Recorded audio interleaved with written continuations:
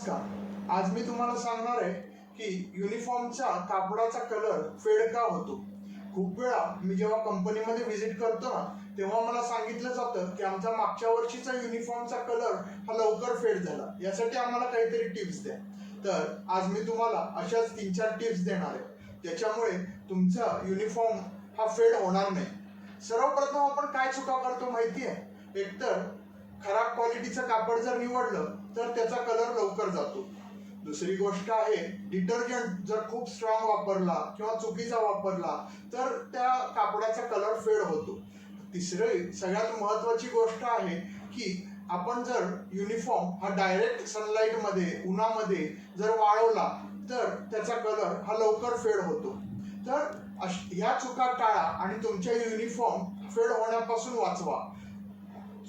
चांगल्या प्रकारचं युनिफॉर्म निवडणं ही कधी पण चांगली गोष्ट असते, जेणेकरून तुमच्या कंपनीची ब्रँड व्हॅल्यू वाढते। धन्यवाद।